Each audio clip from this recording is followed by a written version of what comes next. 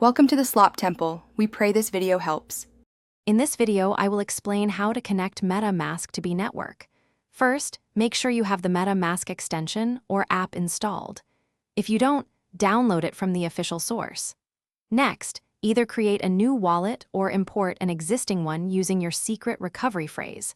Always keep your seed phrase safe and never share it with anyone. This initial setup is crucial for secure transactions. Now, let's add the B-Network to your MetaMask. Open your MetaMask wallet and click on the Network drop-down at the top. Select Add Network, then choose Custom Network. You'll need to enter the B-Network's specific details, such as the network name, new RPC URL, chain ID, currency symbol, and Block Explorer URL. Double-check these details for accuracy to ensure a smooth connection.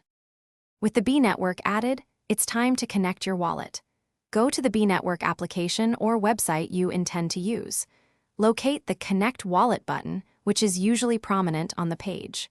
Click it, and then choose MetaMask from the list of available wallet options.